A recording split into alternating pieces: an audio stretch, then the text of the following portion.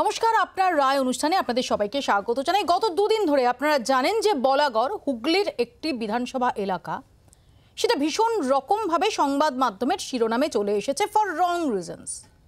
বিধায়ক এবং যুব নেত্রীর মধ্যে দ্বন্দ্ব এমন জায়গায় পৌঁছেছে যে র্যাফ নামতে হয়েছে। বিধায়ক তিনি প্রাণহানির আশঙ্কা করছেন, তার দলীয় কার্যালয় ভেঙে দেওয়া হচ্ছে, তার অভিযোগ দলেরই বিরুদ্ধে, দলের যুব নেত্রীর বিরুদ্ধে। আবার তিনি রাত্রির বেলা অকথ্য ভাষায় ফেসবুক পোস্টে তাঁরই দলের যুবনেত্রী জেলা পরিষদের সদস্য তাকে আক্রমণ করে সেই পোস্ট কিছুক্ষণ পরে আবার ডিলিট করে দিচ্ছেন, সকালে সাফাই দিচ্ছেন। অন্যদিকে যুবনেত্রী তিনি পুলিশের দ্বারস্থ হচ্ছেন বিধায়কের বিরুদ্ধে। আর এরই মধ্যে বিস্ফোরক আব্দুল করিম চৌধুরী এবং তার নিশানায় অভিষেক বন্দ্যোপাধ্যায়। এই সব নিয়ে আমরা আলোচনা করব আজকের আপনার রায় অনুষ্ঠানে। আমাদের সঙ্গে যারা উপস্থিত রয়েছেন তাদের সঙ্গে পরিচয় করিয়ে দিই। তৃণমূল কংগ্রেসের পক্ষ থেকে কোহিনুর মজুমদার, কংগ্রেসের পক্ষ থেকে অভিষেক ব্যানার্জি, বিজেপির পক্ষ থেকে কেয়া ঘোষ, রাজনৈতিক বিশ্লেষক শঙ্খদীপ দাস এবং কিছুক্ষণের মধ্যে সিপিআইএম এর পক্ষ থেকে সৃজন ভট্টাচার্য যোগ দেবেন। আমি শুরুতে চোখ রাখবো প্রতিবেদনে। গত কয়েকদিন ধরেই নবীন প্রবীণ দ্বন্দ্বের জল্পনা মাথা চাড়া দিয়েছে শাসক দলে। সেই জল্পনা যে শুধুই জল্পনা তা প্রমাণ করতেও উঠে পড়ে লেগেছেন জোড়াফুলের নেতারা। আর এরই মধ্যে হুগলির বলাগড়ে প্রকাশ্যে চলে এসেছে প্রবীণ বিধায়ক মনোরঞ্জন ব্যাপারীর সঙ্গে জেলার যুবনেত্রী রুনা খাতুনের সংঘাত, যা আরও অস্বস্তি বাড়িয়েছে তৃণমূল শিবিরে। বুধবারই জেলা পরিষদের সদস্য রুনা ও তার স্বামীর বিরুদ্ধে দুর্নীতির অভিযোগে সরব হন বলাগড়ের তৃণমূল বিধায়ক মনোরঞ্জন। নাম না করে রুনাকে ফুলন দেবী বলেও কটাক্ষ করেন, পাল্টা সুর চড়ান রুনাও। এরই মধ্যে বুধবার রাত 10টা নাগাদ ফেসবুকে রুনা সম্পর্কে কুরুচিকর পোস্ট করেন বিধায়ক। কিছুক্ষণের মধ্যে সেই পোস্ট মুছে দিলেও তার স্ক্রিনশট ভাইরাল হওয়া আটকানো যায়নি। রাত গড়াতেই ফের ফেসবুকে জেগে ওঠেন মনোরঞ্জন। এবার তার অভিযোগ, জিরাটের আহমেদপুরে বিধায়কের অফিসে দলবল নিয়ে হামলা চালিয়েছেন রুনা ও তার স্বামী।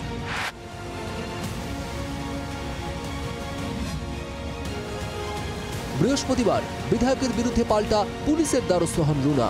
মনোরঞ্জনের কুরুচিকর পোস্টের ছবি হাতে নিয়েই বলাগড় থানায় যান তিনি। সেখানেই নিজের দলের বিধায়কের বিরুদ্ধে লিখিত অভিযোগ দায়ের করেন বলাগড়ের যুবনেত্রী। পরে সিঙ্গুরে এসপি অফিসে গিয়েও অভিযোগ দায়ের করেন রুনা। নিজেই লোক পাঠিয়ে ওনার কার্যালয় ভাঙছেন, নিজেই আমাদের নামে দোষারোপ দিচ্ছেন। উনি কি কোনো প্রমাণ দিতে পেরেছেন? নিজেই কুৎসা করছেন, নিজেই লাফাচ্ছেন, দলের কথা একবারও ভাবছেন না, দলকে মেলাইন করছেন। চাপের মুখে বিতর্কিত পোস্টের জন্য ক্ষমা চেয়ে নেন মনোরঞ্জন। এদিন আরেকটি দীর্ঘ ফেসবুক পোস্টে তিনি লেখেন, রাত 10টা নাগাদ পোস্ট লেখার 10-20 সেকেন্ডের মধ্যে বুঝতে পারি একটা মস্ত বড় ভুল হয়ে গিয়েছে। সঙ্গে সঙ্গে পোস্ট মুছে দিই, কিন্তু কয়েকজন যারা সর্বক্ষণ শকুনের মতো আমার প্রোফাইলে নজর পেতে বসে আছে তারা স্ক্রিনশট নিয়ে নেয়। সেটা তারা আমার বিরুদ্ধে ব্যবহার করতে থাকে, জনে জনে পাঠাতে থাকে। একসময় রিক্সা চালাতাম, মুটে মজদুরি করেছি, মাথা যখন গরম হয়ে যায় তখন কি ভাষা মুখ থেকে বেরোবে সে নিজেকে আমি স্থির রাখতে পারি। একটা শব্দ আমি আপনাদের মিডিয়ার মাধ্যমে সমস্ত পশ্চিমবঙ্গবাসীর কাছে ক্ষমা প্রার্থনা করছি, সত্যি ওটা কুরুচিকর একটা শব্দ হয়েছে। এই পরিস্থিতিতে ঘরোয়া কোন্দল ঢাকতে আপাতত বিধায়ক মনোরঞ্জনকে তার কেন্দ্র বলাগড়ে না যাওয়ার নির্দেশ দিল তৃণমূল নেতৃত্ব। অন্যদিকে শাসক দলের বিধায়ক ও যুবনেত্রীর সংঘাত ঠেকাতে আসরে নামতে হলো পুলিশকেও। এদিন জিরাটে বিধায়কের পার্টি অফিসের বাইরে রুট মার্চ করল র্যাব, বসল পুলিশ পিকেটও। ক্যামেরায় সোমনাথ ও পার্থর সঙ্গে বিধান ও প্রবীরের রিপোর্ট, জি 24 ঘন্টা। কোহিনুরের কাছে শুরুতে আসবো। কোহিনুর, এমন একটা পরিস্থিতি হচ্ছে যে একটা জায়গায় বিধায়কের সঙ্গে জেলা পরিষদ সদস্য, যারা দুজনেই শাসক দলের প্রতিনিধি, তাদের মধ্যে দ্বন্দ্ব এমন পরিস্থিতিতে চলে যাচ্ছে যে র্যাফ নামতে হচ্ছে। বিধায়ক বলছেন তিনি প্রাণহানির আশঙ্কা করছেন, কদর্য ভাষায় তিনি ফেসবুকে পোস্ট দিচ্ছেন, আবার বিধায়কের বিরুদ্ধে পুলিশের দ্বারস্থ হচ্ছেন যুবনেত্রী। এটা কি চলছে? না, যেটা চলছে সেটা তো চলা উচিত নয়। এক হচ্ছে বিধায়ক সাহেব যেটা পোস্ট করেছেন সেটা কখনোই আমরা সমর্থন করি না। আমার ধারণা উনি নিজেও সমর্থন করেন না বলে পোস্ট ডিলিট করেছেন এবং ক্ষমাও চেয়েছেন। দুই হচ্ছে পার্টি অফিস কে ভেঙেছে, কারা ভেঙেছে, এটা পুলিশের মতো করে ইনভেস্টিগেট করবে এবং তাদের বিরুদ্ধে দলও অ্যাকশন নেবে এবং পুলিশও অ্যাকশন নেবে। রুনা খাতুন আমাদের ওখানে জেলা পরিষদের মেম্বার, তিনি তার মনে হয়েছে তার ওখানে নিশ্চিত রূপে যে ভাষায় তার ব্যবহার করেছেন তিনি তার যে আইনি অধিকার, যে গণতান্ত্রিক অধিকার, যে সাংবিধানিক অধিকার, সে অধিকারে তিনি থানায় গেছেন। কিন্তু এটা হওয়াটা তো নিশ্চয়ই উচিত না। আমাদের মধ্যে কিছু ভুল বোঝাবুঝি পোস্টার আছে। করেছে বলাগড় বিজেপি বলে যে এখানের এমএলএ কে খুঁজে পাওয়া যাচ্ছে না, আমরা উপনির্বাচন চাই, এবং মনোরঞ্জন ব্যাপারে অভিযোগ করছেন যে ওটা বিজেপি কিছু দেয়নি। না না, এই মৌপিয়াদি এই পোস্টার পড়া, কে পোস্টার দিয়েছে, তো নতুন প্রত্যেক দিন একটা নতুন করে খবর। এই পোস্টার দিয়েছে, পরিবর্তন বাংলা চাই, এই চাই ওই চাই, তারপরে এরকম হতে হবে, এই তো পোস্টার পড়ে। এটা আমার মনে হয় না খুব বিশাল রেলেভেন্ট হচ্ছে যে নিশ্চিতভাবে দুজন জনপ্রতিনিধি, দুজন খুবই রেলিভেন্ট। শাসক দলের জেলা পরিষদের একজন সদস্য, হ্যাঁ, যুবনেত্রী, তার সঙ্গে এরকম পর্যায়ে যাচ্ছে বিধায়কের দ্বন্দ্ব, অবশ্যই রেলিভেন্ট। পোস্টার খুব রেলিভেন্ট। পোস্টার তুমি মনে করছো মৌপিয়াদি রেলেভেন্ট, আমার মনে হচ্ছে যে দুজন জনপ্রতিনিধি, দুজনেই মানুষের দ্বারা নির্বাচিত, দুজনেই মানুষের ভোটে পুষ্ট, সেখানে দুজনেই এক দলের, সেখানে দুজনের মতামত এরকমভাবে এই পর্যায়ে নিয়ে যাওয়াটা বাইরে। এবং যে দুর্নীতির কথা বলছেন যে শার্প শুটার নিয়ে নাকি ফুলন দেবী ঘুরে বেড়ান, এই অভিযোগগুলোর কি সত্যতা যাচাই করেছে তোমরা দলের তরফ থেকে? এবং তিনি এমনও দাবি করেছেন সোশ্যাল মিডিয়ায় যে দলকে জানিয়েও কোনো লাভ হয়নি। না না, এটা তো খুব সিরিয়াস অভিযোগ। দলেরই বিধায়ক, দলেরই যুবনেত্রীর বিরুদ্ধে শার্প শুটার নিয়ে ঘুরে বেড়ানোর অভিযোগ করছেন, প্রাণহানির আশঙ্কা করছেন। দলেরই বিধায়ক, তিনি বলছেন যে দুর্নীতি হয়েছে। না, এটা এখন খুব একটা সফটলি বলে দেওয়া যায় যে দুর্নীতি হয়েছে তৃণমূলে, কিন্তু তারপর তো প্রমাণ, কে বলছে? তোমাদের বিধায়ক আমি তো বলছি যে প্রমাণ করাটা তো দায় নয়। এবং ব্যাপারটা হচ্ছে বিধায়ক হয়েছেন তিনি বিধায়ক হয়ে আজকে বলছেন, কালকে আমি একদম খুব ডাইরেক্টলি বলছি, শার্প শুটার নিয়ে ঘুরে বেড়ানোর যে কথাটা বিধায়ক বলেছেন সেটা বাজে কথা। আর দুর্নীতিটা বাজে কথা। তাহলে বিধায়ক মিথ্যে কথা বলছেন? অ্যাবসলিউটলি, তিনি ভুল বলেছেন, তাকে হয়তো ভুল বোঝানো হয়েছে, দল সেটা দেখছে, এবং আমার ধারণা খুব শীঘ্রই সেটা মিটে যাবে। আমি কেয়ার কাছে আসবো। কেয়া, মৌপিয়া, দুর্নীতি ব্যাপারটায় খুব স্পর্শকাতর তৃণমূল কংগ্রেস, এবং আমরা দেখেছি বিভিন্ন সময় বিভিন্নভাবে বিভিন্ন দুর্নীতিগ্রস্তদের পাশে কিভাবে তৃণমূল কংগ্রেস দল দাঁড়িয়েছে।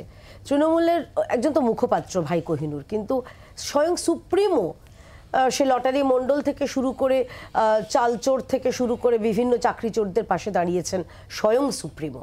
তাই এটাতে আমি অবাক হচ্ছি না। দেখুন, কে কি কার বিরুদ্ধে কি ভাষা বলেছেন সেটা নিশ্চয়ই উনি ক্ষমা চেয়েছেন, উনি মুছেছেন, উনি কেস করেছেন, সেটা তাদের ব্যক্তিগত ব্যাপার।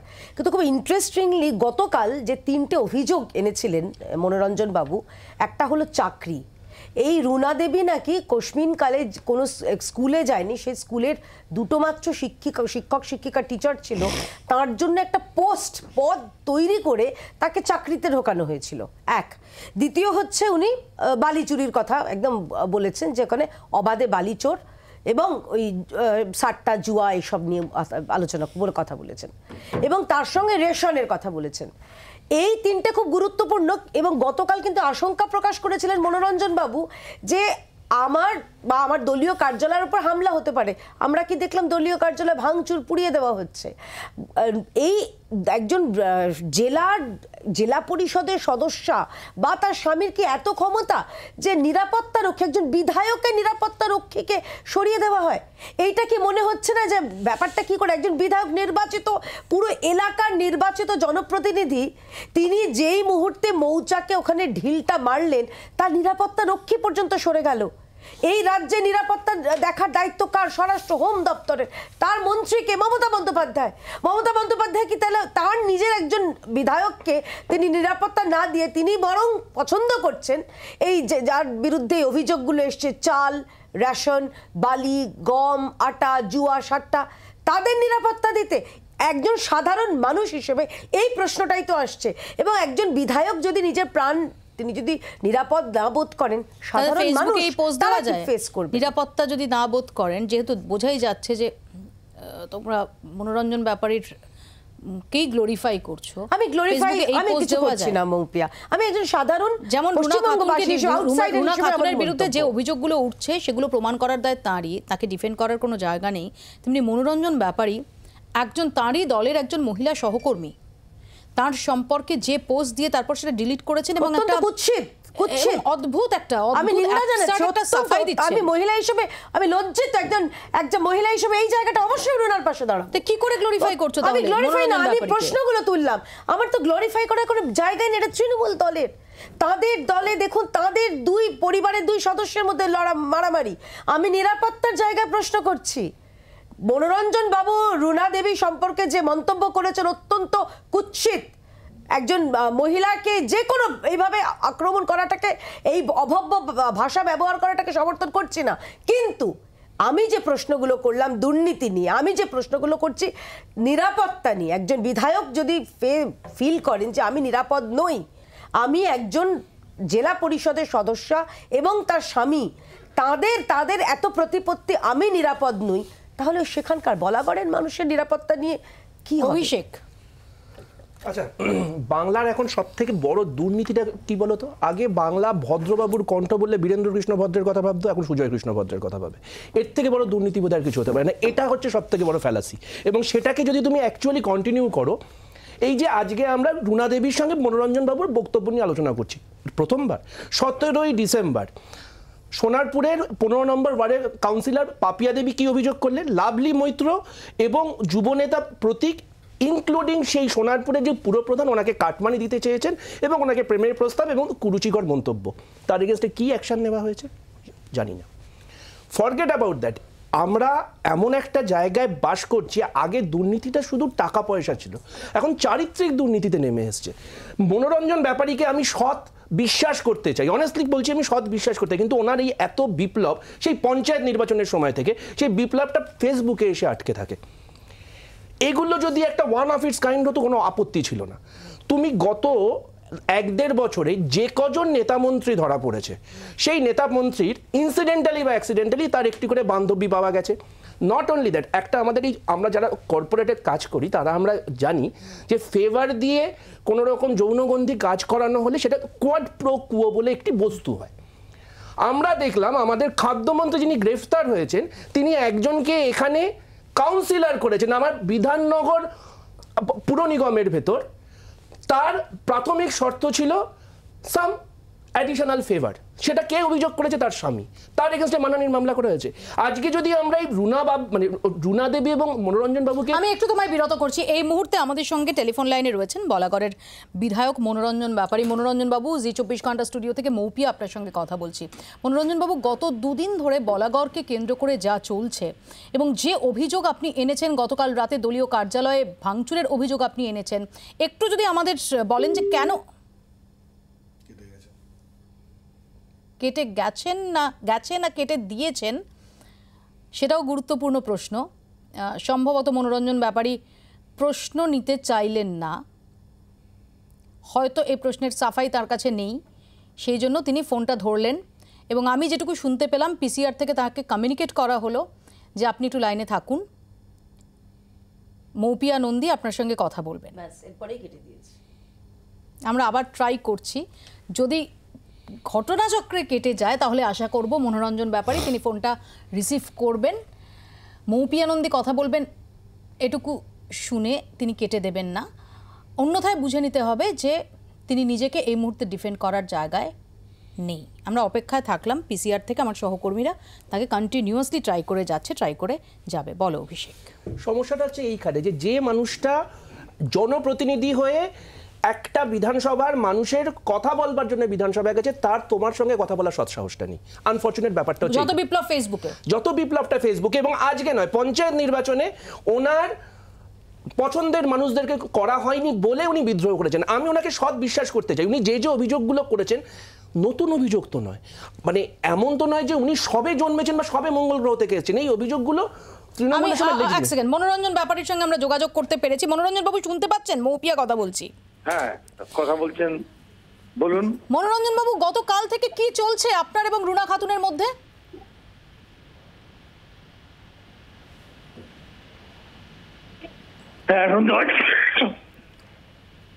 বলুন মনোরঞ্জন বাবু। দিদি মৌপিয়া নন্দী, হ্যাঁ, আপনারাই আপনাদের চ্যানেলে ডেকে আমাকে সম্মাননা দিয়েছিলেন, মনে আছে? হ্যাঁ, স্পষ্ট মনে আছে। মনে আছে কি জন্য দিয়েছিলেন? কি জন্য? অনন্য সাধারণ, আমার স্পষ্ট মনে রয়েছে। কেন দিয়েছিলেন?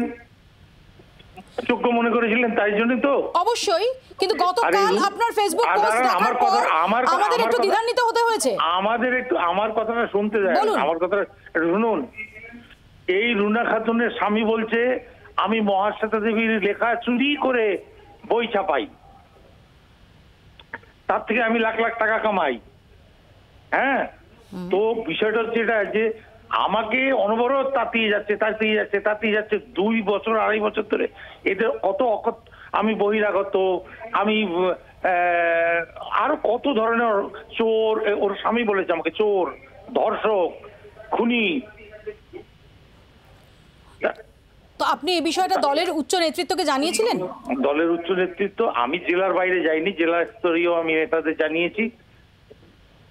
তো এখন এইভাবে মানুষের উত্ত্যক্ত করলে আমিও তো মানুষ। আমি আর মনে রাখা দরকার আপনাদের যে আমি রিক্সাওয়ালা, মুটে মজদুর, আমি রেল স্টেশনে শুয়ে থাকা মানুষ।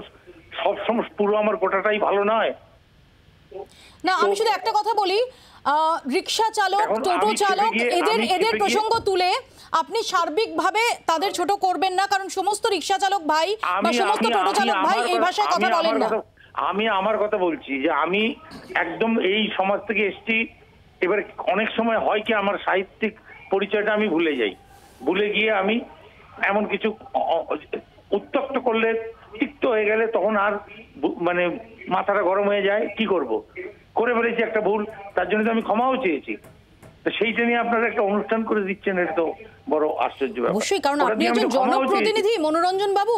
শুধু সেটা নিয়ে না, ডেফিনেটলি রুনা খাতুনের বিরুদ্ধে আপনি যে অভিযোগগুলো করেছেন সেগুলো আমাদের আলোচ্য বিষয় রয়েছে, অফকোর্স রয়েছে। শুনুন, যখনই আমি পোস্টটা করেছি তার 10 সেকেন্ডের মধ্যে আমি বুঝতে পেরেছি যেটা ভুল হয়ে গেছে। 10 সেকেন্ডের মধ্যে আমি তুলে নিয়েছি, মাত্র 2টো লাইক হয়েছিল, তারপর তুলে নিয়েছি।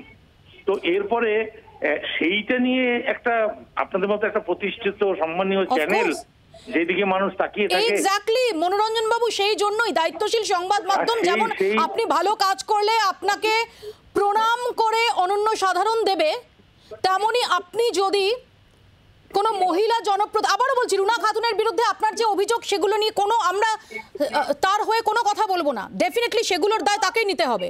কিন্তু কোনো মহিলা জনপ্রতিনিধি সম্পর্কে, কোনো মহিলা সম্পর্কে যদি কটূক্তি আপনি ব্যবহার করেন, আপনাকে নিন্দিত হতে হবে।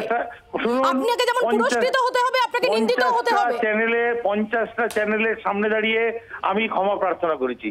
একটা ভুল শব্দ বেরিয়ে গেছে, তার জন্য আমি একদম নিজের থেকে, আমাকে কেউ চাপ দেয়নি, আমি নিজের থেকে বুঝেছি যে ওটা খারাপ শব্দ, আমি তখন ক্ষমা চেয়ে নিয়েছি।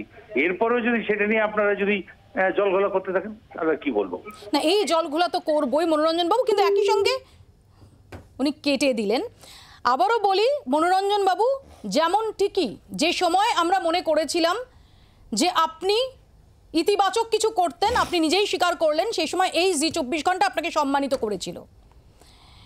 আবারও বলছি, রুনা খাতুন সম্পর্কে আপনার যে অভিযোগ বা রুনা খাতুনের যে ভূমিকা, তার দায়িত্ব রুনা খাতুনকে নিতে হবে। কিন্তু যে কোনো মহিলা সম্পর্কে যে কুমন্তব্য আপনি করেছেন তার জন্য নিন্দিত হওয়াটা আপনি ডিজার্ভ করেন, এবং এই জি 24 ঘন্টায় আপনাকে নিন্দিত করেছে, করবেও, এ প্রশ্ন তুলবেও, আপনি মাঝপথে ফোন কেটে দিয়ে পালিয়ে গেলেও। ইতিমধ্যে সৃজন ভট্টাচার্য আমাদের সঙ্গে যোগ দিয়েছেন, আমি একটু সৃজনের কাছে আসবো। সৃজন, নমস্কার। শোনা যাচ্ছে? হ্যাঁ সৃজন বলো। হ্যাঁ, কি বলবো? সৃজন, বলা করে যেটা চলছে, একদিকে রুনা খাতুনের বিরুদ্ধে খুব সিরিয়াস কিছু অভিযোগ, আবার সেই অভিযোগগুলো যিনি করছেন তিনি কদর্য ভাষায় তারই দলের এক মহিলা জনপ্রতিনিধি তাকে আক্রমণ করছেন, র‍্যাফ নামছে। দেখো, আমি যুবনেত্রী এবং বিধায়কের দ্বন্দ্বে র‍্যাফ নামছে এলাকায়। আমি খুব অবহিত ছিলাম না, আমি কালকে দেখলাম ওই ভদ্রলোকের পোস্টের একটা স্ক্রিনশট ইত্যাদি চারদিকে ঘুরছে, তো দেখে তো মানে বিস্মিত ইজ অ্যান আন্ডারস্টেটমেন্ট। 2 সেকেন্ডের মাথায় ডিলিট করে দিয়েছেন, 10 সেকেন্ডের মাথায় ডিলিট করেছেন, রাত্রিবেলা লিখেছেন, এটাই বাস্তবতা। এক্স্যাক্টলি কি খেয়ে লিখেছিলেন আমি জানি না, কোন অবস্থায় ছিলেন লেখার সময় আমি জানি না। জনপ্রতিনিধি কেন, একজন মানুষ, তিনি এই ভাষা ব্যবহার করতে পারেন কিনা, ইনি লেখক, ইনি অমুক, ইনি তমুক। আমি শুধু সৃজন বলে দেবো যে মনোরঞ্জন ব্যাপারীর আনফর্চুনেটলি আমি আবারও বলছি যে ইয়েস, আমরাই তাকে সমাদর করে সম্মানিত করেছিলাম জি 24 ঘন্টায়, কিন্তু গত কয়েক মাসে যদি এই মনোরঞ্জন ব্যাপারীর একের পর এক পোস্ট দেখো, এটা প্রথম নয় যে তিনি আজকে টোটো চালক রিক্সা চালকদের প্রতিভূ হিসেবে তিনি বলছেন, তিনি জেনারেলাইজ করতে পারেন না, সমস্ত রিক্সা চালক টোটো চালক এইভাবে এরকম নক্কারজনক ভাবে আচরণ করেন না। একদমই এটা একটা অত্যন্ত রুচিহীন মানসিকতার পরিচয়, কোনো সমাজের পরিচয় নয়, কোনো কমিউনিটির পরিচয় নয়, কোনো নির্দিষ্ট পেশার পরিচয় নয়। উনি এখন সেই পেশাকে ঢাল করে নিজের সাফাই দিতে চাইছেন। রুচিহীন মানসিকতা, পুরুষতান্ত্রিক মানসিকতা, আধিপত্যকামী মানসিকতা, সমস্ত রকমভাবে যা যা তুমি বলতে পারো। আমার কথা মৌপিয়াদি, দেখো আমি একটু মানে আরেকটু, আমি জানি না আর কেউ এই কথাটা বলেছি কিনা, মনোরঞ্জন ব্যাপারীরা এই সাহসটা পাচ্ছেন কোত্থেকে? 10 সেকেন্ডের জন্য এটা পোস্ট করে দেওয়ার সাহসটা পাচ্ছেন কোত্থেকে? এক, বুঝতে হবে অপ্রকৃতিস্থ অবস্থায় ছিলেন, অথবা বুঝতে হবে সজ্ঞানে করেছেন। আমার ধারণা বিগত বহুদিন ধরে পশ্চিমবঙ্গে সাবল্টানাইজেশনের নামে যা খুশি তাই চলছে। বিদগ্ধজনেরা বড় বড় পত্রিকায় তার হচ্ছে যে জ্ঞানগর্ভ সন্দর্ভ লিখে 4 পাতায় পোস্ট এডিটে সেটাকে ডিফেন্ড করছেন। মুখ্যমন্ত্রী বলছেন ঘেউ ঘেউ করবেন না, মুখ্যমন্ত্রী একেবারে হাতের ভঙ্গিমা করে বোঝাচ্ছেন বাঁশ কি করে দিতে হবে। একাধিকবার শীর্ষ নেতারা শালা ধরনের শব্দ ব্যবহার করে চলেছেন। আমি কোনো মানে শহুরে মিডল ক্লাস বাঙালি ভদ্রলোকের কোনো মানে প্রিভিলেজের জায়গা থেকে এটা বলছি না, এবং এটা সর্বস্তরেই হচ্ছে। যেমন আমরা দেখেছি আনফরচুনেট হলেও যে যৌনকর্মী এই শব্দ এই শব্দের প্রতিশব্দ লিখে সেটাকে আবার তোমরা সমালোচনা করেছো, সেটাও করেছি, এটাও করব অবশ্যই। সংবাদ মাধ্যমের থেকে তো এই ভূমিকা কাম্য, কিন্তু প্রশ্নটা অন্য জায়গায়। সেটা হচ্ছে যে এই যে টানা যে সংস্কৃতিকে তৃণমূল আমলে ক্রমাগত প্রোপাগেট করে যাওয়া হয়েছে মনোরঞ্জন ব্যাপারীরা, তার প্রোডাক্ট। আমি এই জায়গায় আসতে চাইছি। যা খুশি তাই অসভ্যতা করে গিয়েছেন রাজনীতির নামে, রাজনীতিবিদেরা, শাসক দলের রাজনীতিবিদেরা বিরোধীদের উপরে, অন্য সমস্ত কিছুর উপরে যে কোনো ভাষা ব্যবহার, যে কোনো অত্যাচার করে গিয়েছেন, এবং প্রতিদিন সেটাকে রাজনীতির, আমার মনে আছে, আমি নাম করব না, বিদগ্ধ মানুষ রাজনীতির শুদ্রায়ন এই নামে বড় পোস্ট এডিট লিখে দিলেন মমতা ব্যানার্জিকে সমর্থন করে, যে মমতা ব্যানার্জি যা বলছেন, যেভাবে চলছেন, যা খুশি তাই করছেন, পুলিশকে চাপকে দেবো বলছেন, এই সমস্তটাই হচ্ছে সাবল্টানাইজেশনের প্রতীক। ফলত ওনার এখন ব্যানার্জি ব্রাহ্মণ কি করে সাবল্টানাইজেশনের প্রতীক হন আমি জানি না। মনোরঞ্জন ব্যাপারী আজকে দাঁড়িয়ে যেটা করছেন, আমি ওনাদের দলের ওই কি একটা 1 2 3 4 নবীন চোর প্রবীণ চোর এই একটা আমি বুঝতে পারছি যে আমি ওটার মধ্যে ঢুকতে চাই না, ওনাদের কি গোষ্ঠীদ্বন্দ্ব হচ্ছে। কিন্তু এই ভদ্রলোক বেসিক্যালি রিক্সাওয়ালা, টোটোওয়ালা, অটোওয়ালাদের নাম করে আসলে নিজের অপরাধকে ঢাকার চেষ্টা করছেন। কোনোভাবে এটাকে সমর্থন করা যায় না। শঙ্খ, এটা দলের জন্য কতটা এম্বারাসিং এই যে একজন যুবনেত্রী আর বিধায়কের মধ্যে লাগাতার এরকম চলছে, এবং কোন স্তরে চলছে গোষ্ঠীদ্বন্দ্ব? বিশেষ করে যদি আমরা দেখি যে দক্ষিণপন্থী দলগুলোতে, যেগুলো সেরকম রেজিমেন্টেড পার্টি নয়, সেখানে গোষ্ঠীদ্বন্দ্ব, একটু তির্যক মন্তব্য, হাতাহাতি পর্যন্ত সেগুলো দেখা যায়। কিন্তু এটা কি দেখা যাচ্ছে? না, এটা দেখা যাচ্ছে এই কারণে মৌপিয়া, আমার যেটুকুনি মনে হয় সেটা হচ্ছে তৃণমূল পশ্চিমবঙ্গের বেশ কিছু জায়গায় অ্যাবসলিউট পাওয়ারে রয়েছে। ঠিক আছে, মানে কেয়া বা সৃজন এদের পার্টির ভোট হয়তো কিছু কিছু ওখানে আছে, কিন্তু নিচের তলায় কোনো অর্গানাইজেশন নেই। ফলে এলাকা বিশেষে তৃণমূলের ওখানে প্রতিযোগী তৃণমূলই, সেখানে কোনো সহযোগিতামূলক ব্যবস্থা নেই, সেখানে অ্যাকচুয়ালি প্রতিযোগিতামূলক ব্যবস্থা। মানে এখানে একটা এলাকা দখল রাখার ব্যাপার, যেখানে মনোরঞ্জন ব্যাপারী এবং ওই ভদ্রমহিলা দুজনে মিলে একসঙ্গে একটা আকচাকচির জায়গা তৈরি হচ্ছে। আজকে যদি ওখানে বিজেপির কোনো একজন নেতা লোকাল বা সিপিএমের সৃজনদের পার্টির কোনো একজন নেতা স্ট্রং হতেন, তাহলে তৃণমূলের মধ্যে একটা সহযোগিতামূলক ব্যবস্থা হতে তুমি দেখতে পারতে। কিন্তু এখানে তো কোনো অপোজিশন নেই, এখানে আমার অপোজিশন তুমি, তোমার অপোজিশন আমি, আমরা প্রতিযোগিতামূলক ব্যবস্থায় কাজ করছি। হয়তো সিপিএমের ওখানে ভোট আছে বা কেয়াদের ওখানে ভোট আছে, আমি সেটা অস্বীকার করছি না, কিন্তু ভোট আর অর্গানাইজেশন কমপ্লিটলি ডিফারেন্ট। এই যে এলাকা দখলের ব্যাপারটা, সেই কারণেই এই আকচাকচিতা হচ্ছে। ঠিক আছে, মনোরঞ্জন ব্যাপারী এবার তারপরে যে গালাগাল বা শব্দ মুখ থেকে বেরোচ্ছে, সেটা তো একটা আলাদা মানে একটা আলাদা বিষয়, সেটার সাথে এর কোনো সম্পর্ক নেই।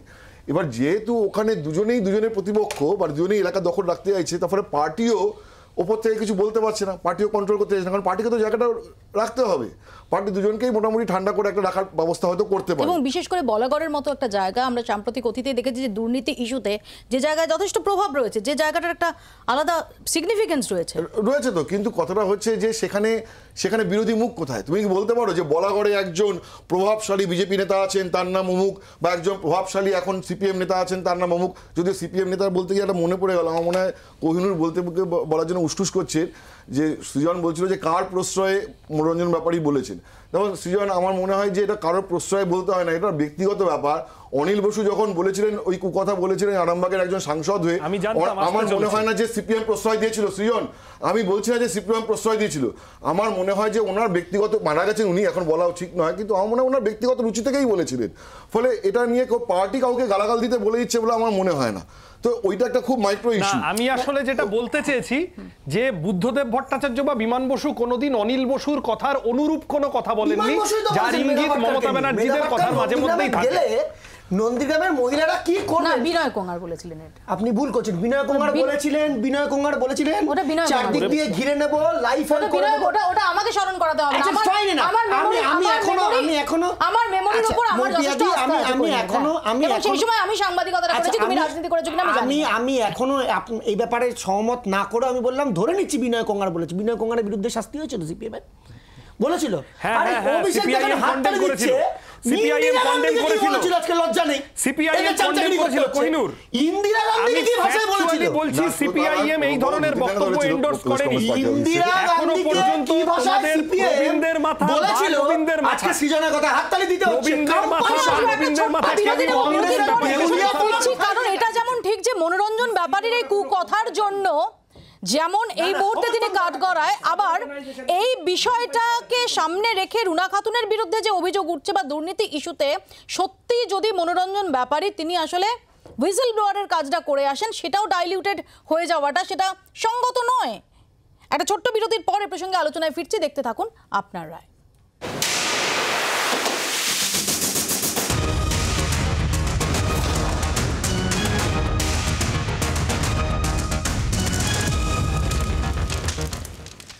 আর এরই মধ্যে আব্দুল করিম চৌধুরী, যিনিও বেশ কিছুদিন ধরে তৃণমূল কংগ্রেসের জন্য বেশ ভালোই কাঁটার ভূমিকা পালন করছেন, তিনি এবার সরাসরি নিশানা করলেন খোদ অভিষেক বন্দ্যোপাধ্যায়কে। শুনুন। নাদান, বাচ্চা, নাবালক ওকে বলেছি। He is a nonsense. তৃণমূলের থামছেই না নবীন প্রবীণ তরজা।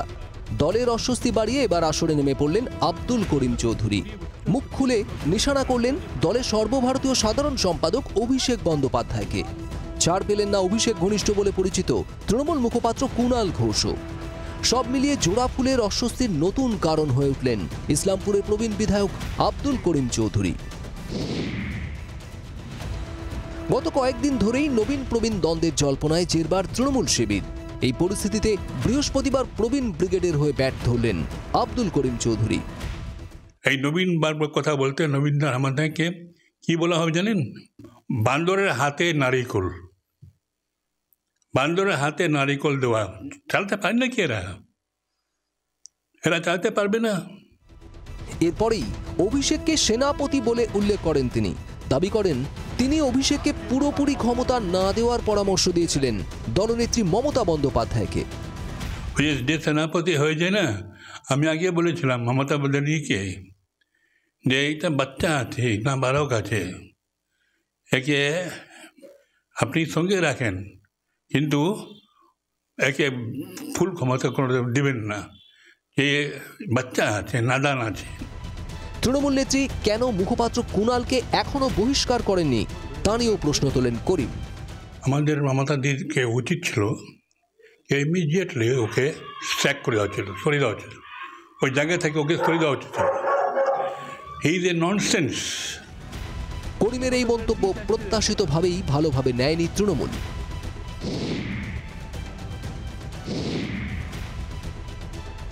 আব্দুল করিম চৌধুরী, উনি আমার থেকে বয়সে অনেক বড়, উনি 150 বছর বয়স পর্যন্ত বিধায়ক থাকুন, আর ওনার যদি আমাকে বরখাস্ত করার কোন একটা ওর মনে বাসনা জেগে থাকে, আর কেউ যদি না করে উনি একটা সই করে পাঠিয়ে দিন, স্মারক হিসেবে বাঁধিয়ে রেখে দেবো।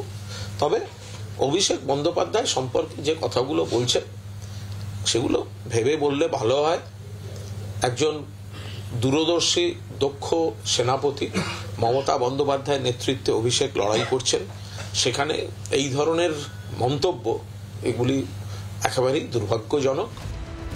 এটাই প্রথম নয়, অতীতেও তৃণমূলকে বারে বারে অস্বস্তিতে ফেলেছেন করিম। ইসলামপুরে নবজোয়ার যাত্রার সময় অভিষেক তাঁর বাড়ি না যাওয়ায় সংবাদ মাধ্যমের সামনে ক্ষোভ উগরে দিয়েছিলেন। গত পঞ্চায়েত নির্বাচনের সময়েও বিদ্রোহী হয়ে উঠেছিলেন। নিজের কয়েকজন অনুগামীকে ইসলামপুরে নির্দল প্রার্থী হিসেবে দাঁড় করিয়েছিলেন, জানিয়ে তৃণমূল নেতৃত্বের ভৎসনার মুখেও পড়তে হয়েছিল তাকে। এত কিছুর পরেও অবশ্য করিম আছেন করিমেই। ব্যুরো রিপোর্ট, জি24 ঘন্টা। কোহিনূর দলের সেকেন্ড ইন কমান্ড, তাকে নাবালক, নাদান, এবং তিনি নাকি পরামর্শ দিয়েছিলেন মমতা বন্দ্যোপাধ্যায়কে যে ওর হাতে বেশি ক্ষমতা না দেওয়ার। কুণাল ঘোষ, তাকে রাখারই উনি পক্ষপাতী নন। শুধু তাই না, বলছেন নবীনদের হাতে যদি ক্ষমতা চায় তাহলে বাঁদরের হাতে নারকেল। মুশকিল হচ্ছে গত কয়েকদিন শুধু বিজেপি, সিপিএম, কংগ্রেস, এদের তো কিছু করণীয় নেই। বিজেপি, সিপিএম, কংগ্রেস নেই মার্কেটে, আমরাই আছি। দেখুন ব্যাপার হচ্ছে এক্সটেন্ডেড নিউ ইয়ার সেলিব্রেট করছে তারা স্ক্রিন জুড়ে। আব্দুল করিম চৌধুরী 2017 সালে চলে গেছিলেন। তারপর মমতাদি তাকে আবার প্রার্থী করেন। 2021 সালে তিনি অভিষেক বন্দ্যোপাধ্যায়ের সেনাপতিত্বেই তিনি নির্বাচনে জেতেন। তারপর তার পঞ্চায়েতে তিনি তার প্রার্থী দাঁড় করিয়েছিলেন, বলা বাহুল্য এরকম দু একজন বিধায়ক তো দাঁড়ও করিয়েছিলেন। তারপর বাকিরা এসে ক্ষমা টমা চেয়েছেন, এবং আমাদের প্রায় 200-250 খানা বিধায়কের সংখ্যা এখন এই মুহূর্তে দাঁড়ালে রাফলি। তো এই একজন বিধায়ককে আলাদা করে তাড়ানো বা তাকে এ করার মধ্যে আমাদের আলাদা করে গিয়ে নিই। সামনে লোকসভা নির্বাচন, এতগুলো ফ্রন্ট, আমার একটাই বক্তব্য, এতগুলো ফ্রন্ট ওপেন হয়ে যাওয়া সেটা তো খুব ভালো ইন্ডিকেশন নয় না। না, যদি খারাপ ইন্ডিকেশন হতো পঞ্চায়েতে হেরে যেতাম আমরা। তো নির্দল প্রার্থী ছিল, তো নির্দল প্রার্থী কাছাকাছি পর্যন্ত হয়নি। আবার নির্দল প্রার্থী মনোনয়ন দিতে পারেনি এমন তো নয়, ও তো নির্দল প্রার্থী মনোনয়ন দিয়েছিল, ভোট প্রচার করেছিল, তারপর তো মানুষ দেখেনি। এদেরকে মানুষ আর দেখছে না। এই আব্দুল করিম চৌধুরীকে মানুষরা দেখছে। তুমি একজন শাসক দলের মুখপাত্র, তুমি বলছো যে তোমার দলের বিধায়ককে মানুষ আর দেখছে না। মমতা বন্দ্যোপাধ্যায়, অভিষেক বন্দ্যোপাধ্যায়, সেটাও তো তোমাদের জন্য এমবারাসিং। তোমার এই কথাটা বলতে হচ্ছে। তোমার দলের জনপ্রতিনিধি নিয়ে আমার 250 বিধায়ক আছে। আপনার মনে হয় 2026 সালে 250 বিধায়ক টিকিট পাবে? সম্ভব না, কোনো দলই সম্ভব না। বিজেপি তো একটা মুখ্যমন্ত্রী রিপিট করেনি, যে তার নেতৃত্বে জেতার পর রিপিট করেনি মুখ্যমন্ত্রী। তো এরকম কিছু আছে, তারা এরকম ভুলভাল মন্তব্য করছে। দল আব্দুল করিম চৌধুরীর স্টেটমেন্টের 1% অনুমোদন করে না। 2 নম্বর হচ্ছে উনি ওনার মতো আছেন, বুঝতেই পাচ্ছেন, নিজের বিধানসভা অঞ্চলে নিজে নির্দল দলের বিরুদ্ধে প্রার্থী দিয়ে নিজে জেতাতে পারেন। এর ফলে তার বিধানসভায় গ্রিপ, কন্ট্রোল, মানুষের সঙ্গে যোগাযোগ এটা নেই। মানুষ মমতা বন্দ্যোপাধ্যায়কে দেখে দল করেন, এবং নিশ্চিত রূপে অভিষেক বন্দ্যোপাধ্যায়ের নেতৃত্বে, সেনাপতিত্বে মমতা বন্দ্যোপাধ্যায়কে সামনে রেখে তো আমরা 2021-এর নির্বাচন লড়েছিলাম। তখন তো সবাই অভিষেক বন্দ্যোপাধ্যায়কে 2019-এ টার্গেট করেছিল, সবাই সফট টার্গেট হিসাবে। কি রেজাল্ট হয়েছিল? যারা বিজেপিতে গিয়ে টার্গেট করেছিল তারাও নেই, আবার কিছু তারা আবার এদিকে চলে এসছে।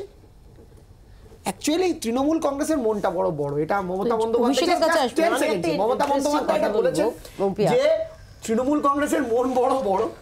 এ মন বড়তে মিথ্যা কথা বলবো না, আমাদের মতো ছোটখাটো কর্মীদের মাঝে মাঝে এম্বারেসিং সিচুয়েশনে ফেস করতে হয়, কিন্তু মন যখন বড় তো একটু এম্বারেসিং সিচুয়েশন ফেস করতেই হবে। মানে এবার খুব মন বড় হয়ে গেলে হার্টে যেন জল না জমে, তাহলে আবার বাইপাস করতে হবে না। এবার সমস্যাটা অন্য জায়গা। সমস্যাটা কোথায় বলো তো? একটু আগে কম্পালশনের কথা বলছিল। আমরা যখন অনিল বসু বক্তব্য দিয়েছিলেন, আমি একটা জাস্ট একটু মনে করিয়ে দিতে চাই। কংগ্রেসের তরফ থেকে আমি স্লোগানটা লিখেছিলাম, ওদের আছে অনিল বসু, এদের আছে তাপস পাল, মুখের ভাষায় সবাই সমান, হোক বা সবুজ কিংবা লাল। তারপর যখন সময় বদলেছে, অনুব্রত সম্বন্ধে আমরা লিখেছিলাম, ওদের আছে অনুব্রত, এদের আছে দিলীপ ঘোষ, মুখের ভাষায় সবাই সমান, হয়তো এটাই সঙ্গদোষ। সমস্যাটা অন্য জায়গায়। কম্পালশনটা সমালোচনা করাতে নেয়, এখনো মেরুদণ্ডটা আছে, কম্পালশনটা সেখানে না। কম্পালশনটা কোথায় জানো তো? কম্পালশনটা এখানে এসে কুণাল ঘোষের বক্তব্য, একটা নোটিফাইড চোর সম্বন্ধে তার বিরুদ্ধে বা তার পক্ষে কোনো বক্তব্য দেওয়াটা, এটা কম্পালশন। কম্পালশন আমি কিন্তু নোটিফাইড চোর বলতে বুঝলাম না, ভাষাটা মানে সাংবিধানিকভাবে একটু ক্লিয়ার করো। নোটিফাইড চোর মানে যার এগেইনস্টে চার্জশিট আছে, তো চার্জশিট হয়েছিল আচ্ছা চুরির প্রমাণ হয়নি চার্জশিট আছে বেলে রয়েছে ও বেলে আছে এবং এটা কিন্তু তামাদিও হয়নি নোটিফাইড মানে আমি কিন্তু নোটিফাইড বলেছি দ্যাটস নাম্বার 1 নাম্বার 2 আমি কিন্তু রাহুল গান্ধী কি এক সেকেন্ড আমি বুঝতে চাইছি আমি নোটিফাইড প্রথম শুনলাম শব্দটা সংবিধানে শুনিনি তো নোটিফাইড চোর বলে কোনো শব্দ আইনের ভাষায় একদম আছে আছে একটু জানতে পারবেন রাহুল গান্ধী কোন শুভেন্দু অধিকারী যেটা আচ্ছা এইবার রাহুল গান্ধী কোন ক্যাটাগরি করতে পারে রাহুল গান্ধী এগেইনস্টে কনভিক্ট থেকে কোনো কিছুই হয়নি বাট হ্যাভিং সেড দ্যাট আমি এটা বুঝলাম ঘোষ নিয়ে কি সমস্যা হচ্ছে বেলে আছে না ঘোষ নিয়ে কেন সমস্যা হচ্ছে বলতে কারণ আমি একটু আগে শুনলাম সায়নী ঘোষ বলেছেন কার্জন গেট নাকি 12 বছর আগে বর্ধমানে ছিল না এই ঘোষদের নিয়ে কিন্তু আমি কিন্তু আবার বলছি আমি কিন্তু ঘোষদের বিরুদ্ধে না আমার শ্বশুর বাড়ি ঘোষ এবং আমার মামা বাড়ি ঘোষ হ্যাভিং সেড দ্যাট প্যানেলেও একজন ঘোষ আছে ভাই অভিষেক নির্দিষ্ট আরে আমার মামা বাড়ি শ্বশুর বাড়ি বলে নিলাম কিন্তু আনফরচুনেটলি এবার হচ্ছে এবার সমস্যাটা কোথায় বলতো শঙ্খদা এবং ওরা যেটা খুব ইম্পর্টেন্ট কথা বললো যে আমরা সত্যিই নেই আমরা জেলে নেই আমরা কাঠমান্ডুতেও নেই এই এলাকা ডমিনেশনের লড়াইটা শঙ্খদা ঠিক বলেছে কি নিয়ে এলাকা ডমিনেশন যে কে কত উন্নয়ন করবে এখানে কাউন্সিলর বলছে আমি বলছি না 15 নম্বর ওয়ার্ডের কাউন্সিলর যখন এখান থেকে ফিরবে তখন রাস্তায় ঘোড়ায় চড়া লর্ড কার্জনের সাথে দেখাও হয়ে যেতে পারে তোমার সেটাই দুর্ভাগ্যের কারণ অলরেডি বিধাননগরে আমি দ্বিজেন মুখোপাধ্যায়কে ভোট দিতে দেখেছি এবার লর্ড কার্জন চলে এলে আমি যাবে পড়ে যাবো কারণ আমার ভোটার আইডি নেই আমি আসবো এক সেকেন্ড সৃজন এবার আব্দুল করিম চৌধুরী না মৌপিয়াদি আমি অনেকদিন পর এত ফ্রিলি এত রিল্যাক্সড হয়ে একটা প্যানেল ডিসকাশনে বসেছি বিন্দুমাত্র প্রিপারেশন করার কোনো প্রয়োজন পড়েনি আমার কারণ এটা অদ্ভুত চলছে আর কি মানে আমি যা বুঝলাম পরের বার ওই বিধানসভায় দাঁড়ালে তৃণমূল যদি জিতে যায় সব গুণ হবে অভিষেক বন্দ্যোপাধ্যায়ের আর যদি হেরে যায় সব দোষ হবে আব্দুল করিম চৌধুরীর আর ঠিক আছে আমি তো আগেও বললাম 1 2 3 4 প্রবীণ চোর নবীন চোর অভিষেক যে কথাটা বললো যে বকরা নিয়ে ঝামেলা বেসিক্যালি মানে তৃণমূলটা পার্টি এইগুলো প্রমাণিত হচ্ছে যে তৃণমূলটা পার্টি না বারবার তোকে আটকাতে হবে সেটা হলো যে তৃণমূলটা পার্টি না তৃণমূলটা প্রপার্টি পিসি প্রাইভেট লিমিটেড না ভাইপো প্রাইভেট লিমিটেড কে আনলিমিটেড হবে সেই নিয়ে ঝগড়াঝাটি চলছে আমরা গ্যালারিতে বসে সুন্দর মজা দেখছি আমার বড় যেটা বলার মৌপিয়াদি যে এই টোটালটা থেকে আসলে মানুষের রাজনীতি মানে লোকে সিরিয়াস কথাটা হলো যে মানুষ তো এই ছ্যাবলামো দেখার জন্য ভোট দেয় না মানুষ জনপ্রতিনিধিদের নির্বাচন করে রুজি রুটির কথা মানুষের অন্ন বস্ত্র বাসস্থানের সমস্যা সেটা ডিল করতে যারা পারবেন তাদের মানুষ সমর্থন করতে চায় আমি এই কারণে 24 ঘন্টার দর্শকদের বলবো যে এইসব কমেডি দেখুন কিন্তু আসলে রুজি রুটির কথা শুনতে হলে এইসব ছাড়ুন ব্রিগেডে আসুন ওখানে রুজি রুটির কথা আলোচনা আর বাইরে গিয়ে বিজেপিকে ভোটটা দিন কি 2 লাখ লোক হবে আর 1 লাখ লোক সিপিএম ভোট পায় বিজেপিকে রাজীব মুকুল সব্যসাচীরা ভোট দিয়েছিল কিনা আমি জানি না না কোহিনূর সৃজনদা আমি সৃজনদা না সৃজনদা তুমি একটা জিনিস সিরিয়াস আমি তোমাকে বলছি সিপিএম যে ব্রিগেডে যত লোক যাবে তত লোক যদি সিপিএম কে ভোটটা দেয় আমরা 42টা সিট পেয়ে যাব না আমি বলছি 42টা সিট পাবো সৃজন বলো আমি বলছি এই প্যানেল ডিসকাশনেও তুমি দেখছো তো ইন্ডিয়া জোটকে ঘাটার জন্য কিন্তু কোহিনূরই যথেষ্ট না আমি ইন্ডিয়া জোটকে পিছনে লাগবে একবার অন্য কারো পিছনে লাগবে বিজেপি এই কারণেই তৃণমূলকে ডেপুট করেছে যাতে ওরা ইন্ডিয়াটাকে ভেতর থেকে ঘেটে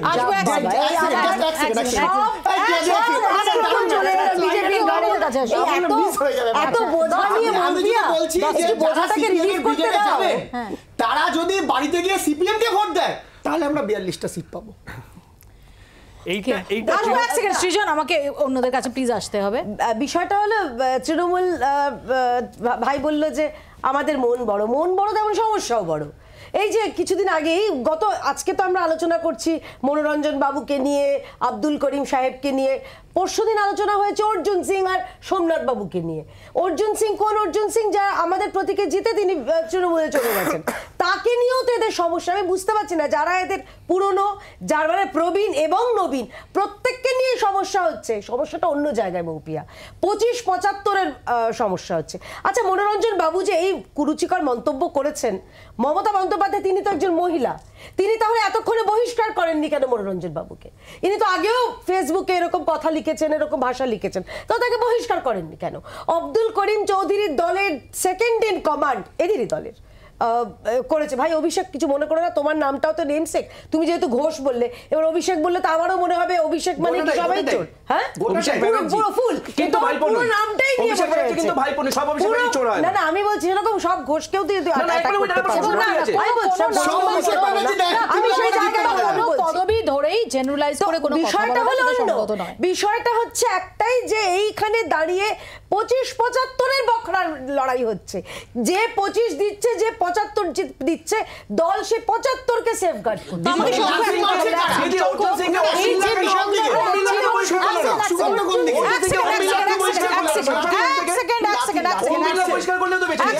সামনে লোকসভা নির্বাচন, তার আগে এই ব্যাপারগুলো সত্যি কি কোনো প্রভাব ফেলতে পারে? এক সেকেন্ড, আমি যখন থামতে বলেছি থামতে হবে। না না কোহিনূর থামতে বলে থামতে হবে, আর এটা যেন বারবার রিমাইন্ড না করতে হয়। সবাই যথেষ্ট ম্যাচিওর। Shankha please. না দেখো, এই যে কোহিনূর খুব গর্ব করে বলছো আমাদের তো 100-200-250 এমপি আছে, এই এমএলএ আছে। অ্যাকচুয়ালি তৃণমূলের প্রবলেম হচ্ছে এটাই। কারণ হচ্ছে দেখো, মমতা বন্দ্যোপাধ্যায় প্রথম যখন পার্টি ছোট ছিল, যেই তৃণমূল করেছে তাকে কিছু না কিছু একটা পদ দিয়েছে, ঠিক আছে? ফলে কারো সংগঠন নিয়ে কোনো মাথা ব্যথা নেই, সবাই একটা পদ চায়। তুমি ধরো জেলা সভাধিপতি থেকে সরিয়ে দিয়েছেন, এখানে জেলার কোঅর্ডিনেটর, তারপর একটা লালবাতি নীলবাতি হলুদ বাতি কিছুটা আছে, তার মানে কিছুটা পেয়েছে। এখন পার্টি আরও বড় হয়ে গেছে, এই যে অভিনয় বলছে 250 এমএলএ হয়ে গেছে, মানে একটা দূরে গেলে করিম চৌধুরী এলো গেল, কিছু যা আসে না, মানে কি এত বেশি হয়ে গেছে।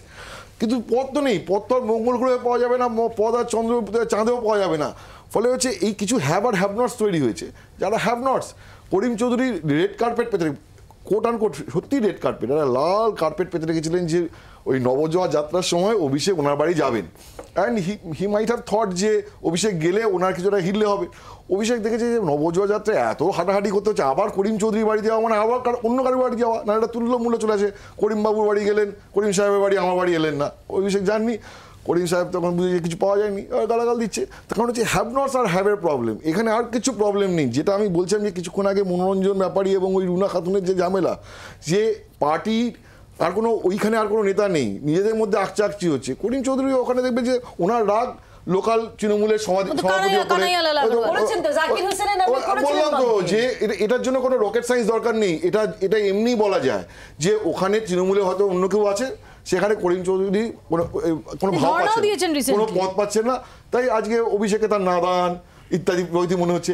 যদি কালকে অভিষেক ফোন করে ওনাকে কোনো পদ দেন, আমি এখানে বাঁ হাতে লিখে দেবো, কালকে উনি ওখান থেকে চলে আসবেন মালা দিতে অভিষেকের বাড়িতে, মালা দিতে চলে আসবেন, আর বলবেন যে কালকে কি বলেছিলাম আমার মনে নেই। কুণাল মাঝে মাঝে বলে না, কুণাল ঘোষ, যে কালকে কি মনে গেছে ভুলে গেছি, ঠিক আছে? ওরকম কবি যদি বলে কালকে কি বলেছি ভাই আমার মনে নেই, এই মালা নিয়ে এলাম। আসবে ছোট্ট একটা বিরতি নিতে হচ্ছে, বিরতির পর ফিরছি, দেখতে থাকুন আপনার রায়।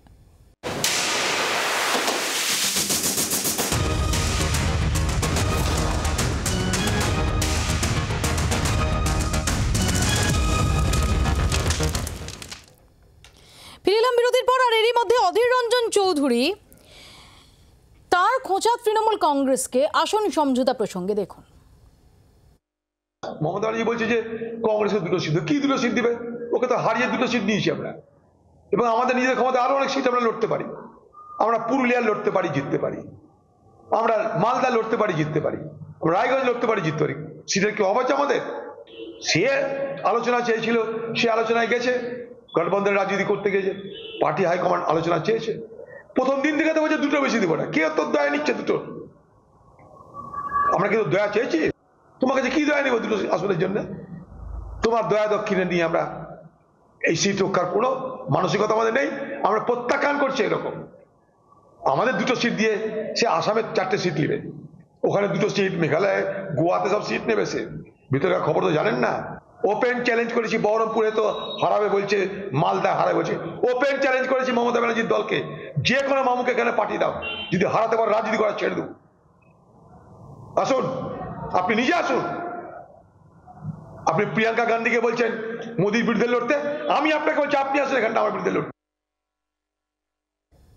কি যখন আসন সমঝোতা নিয়ে এত তৎপরতা, তার মধ্যে দাঁড়িয়ে অধীর রঞ্জন চৌধুরী কার্যত চ্যালেঞ্জ ছুড়ে দিয়ে বলছেন যে মমতা বন্দ্যোপাধ্যায় আসুন অধীর রঞ্জন চৌধুরীর সঙ্গে লড়তে, এবং প্রত্যাখ্যান করছেন। 2টি আসনের প্রস্তাব থাকলে সেটা প্রত্যাখ্যান করছেন। আমরা once you talk to the বাড়িওয়ালা, ভাড়াটাদের সঙ্গে কথা বলাটা আমার শ্রেয় বলে মনে হয় না, আমি এটা বলবো না, কিন্তু শুধু একটা তথ্য দিতে চাই সেফোলজিতে। শেষ বিধানসভা রেজাল্ট অনুযায়ী জেনারেল ইলেকশনে কংগ্রেস 42টা লোকসভার মধ্যে একটিতে দ্বিতীয় স্থানে নেই, সেকেন্ড পজিশনে নেই একটিতে। কংগ্রেসের সবচেয়ে সেফেস্ট সিট বিধানসভায় কংগ্রেস হেরেছে 1,72,000 ভোটে, সবচেয়ে সেফেস্ট সিট বলে পরিচিত আব্দুল গনির কাছে। তো সেক্ষেত্রে দাঁড়িয়ে কংগ্রেসের দুটোর বেশি সিট সাগরদিঘিটা মনে আছে লড়বে। কোথায় কি হলো, কি হলো সেটা পরের কি কথা। রেজাল্ট হলো, কি হলো সেটা পরের কথা। কি রেজাল্ট বলে ভোটে কি হয়েছিল, কি রেজাল্ট হলো? আমাদের ক্যান্ডিডেট চয়েস ভুল হয়েছে, আমরা মেনেছি। তারপর যে অভিষেক। যে জিতেছে সেই চলে এসেছে। 31 তাহলে এই তারিখ দুটি আসন কি মুখ্যমন্ত্রী চোটের কাঁটা? বাইরনকে 400টা কেস দিয়ে কিনে 31 তারিখ মুখ্যমন্ত্রী মমতা বন্দ্যোপাধ্যায় ডেডলাইন দিয়েছিলেন, সেই ডেডলাইন নিজেই দিয়েছিলেন, নিজেই সেই ডেডলাইনটা এখন কোথায়? We give a dam.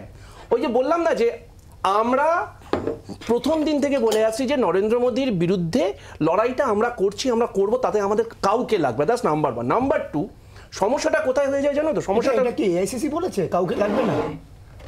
আমি যখন কথা বলছি তখন শুনে নে, ধরে নে আমি বাড়িওয়ালারই প্রতিনিধি, তোদের মতো সেলফ প্রোক্লেমড সর্বভারতীয় দল নই আমরা। শুভেন্দু অধিকারী তিনি বলছেন যে বহরমপুরে দাঁড়িয়ে তৃণমূল কংগ্রেসের বিরুদ্ধে বলছে, কিন্তু দিল্লিতে গিয়ে তৃণমূলের বিরুদ্ধে বলার ক্ষমতা নেই। কি বলছেন শুভেন্দু অধিকারী, শোনাচ্ছি। তাই বহরমপুরে দাঁড়িয়ে চোর মমতা এবং চোর তৃণমূলের বিরুদ্ধে ওকে বলতেই হবে। আবার দিল্লিতে গিয়ে ওর কোনো ক্ষমতা নেই তৃণমূলের বিরুদ্ধে বলা। ও মহুয়া মিত্রর পক্ষ নিয়েছে, যে মহুয়া মিত্র পার্লামেন্টের গোপন পাসওয়ার্ড বাইরের লোককে দিয়ে দেশের নিরাপত্তাকে ধ্বংস করেছে, তাকে পর্যন্ত অধীর চৌধুরী লোকসভায় গিয়ে দাঁড়িয়েছে। গত 4.5 বছরে অধীর চৌধুরীর পার্লামেন্টের স্পিচগুলো আমরা সিডি বানাচ্ছি, বহরমপুরের লোককে শোনাবো। অভিষেক, শুভেন্দু অধিকারীর মূল বক্তব্য যেটা, যে বহরমপুরে দাঁড়িয়ে যতটা অ্যাগ্রেসিভলি কথাটা অধীর রঞ্জন চৌধুরী বলছেন, দিল্লিতে সেটা বলেন না। সত্যি কি হাইকমান্ডের কাছে এইভাবেই এই মেসেজটা পৌঁছানো হয়েছে? প্রথম কথা হচ্ছে পশ্চিমবঙ্গের শাসকের নাম তৃণমূল, দিল্লি শাসকের নাম তৃণমূল নয়। ওই কারণে পশ্চিমবঙ্গে তৃণমূলের বিরোধিতা হবে। শিলমোহর তো দেবে হাইকমান্ড। এক, এবং সেই শিলমোহরটা তোমাদের কথা অনুযায়ী যেটা হয়েছিল যে 31 তারিখের মধ্যে ফাইনাল হয়ে যায়, আজকে আমরা শুনতে পাচ্ছি 20 জানুয়ারি। টেক ইট ফ্রম মি, আমাদের বক্তব্য ছাড়া, প্রদেশ কংগ্রেসের বক্তব্য ছাড়া কোনো বক্তব্য হবে না। কিন্তু আমি শুভেন্দুকে জাস্ট একটা কথা বলতে চাই, একটা স্টেটমেন্ট দিই। ও যে সিডি করবে বলেছিল না, এই পার্লামেন্ট শ্রেষ্ঠ সংসদের শিরোপা দিয়েছিল অধীর চৌধুরীকে। দাঙ্গাবাজের বিরুদ্ধে লড়াইটা পাঁচিলে বসে থাকা দুগ্গিবাজ দিয়ে হয় না। ভাইপোকে বাইরে রাখার জন্য বিজেপির সাথে যে কোনো সেটিং এ যারা রাজি তাদেরকে দিয়ে বিজেপি বিরোধিতা খুব ভালো করে। বলো সৃজন, বলো। এইটাই তুমি সংক্ষেপে বলতে বললে, এক লাইনে বললাম, দাঙ্গাবাজের বিরুদ্ধে লড়াইটা দুগ্গিবাজ দিয়ে হবে না। আরএসএস ভালো, বিজেপি খারাপ, এই করে হয় না। দেখুন, কংগ্রেসকে রাজ্যেও কেউ সিরিয়াসলি নেয় না, কেন্দ্রেও কেউ নেয় না। বিষয়টা হলো এই মুহূর্তে কংগ্রেস তো অপ্রাসঙ্গিক।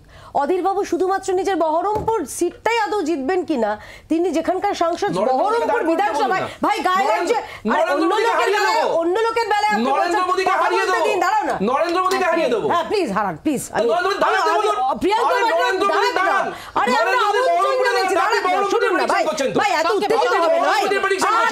কি অসম্ভব হচ্ছে থেকে সব উনি নিজে বলেছেন অভিষেক সরকার, অভিষেক সংযুক্ত না, এত ভাইকে বলে থামতে হবে।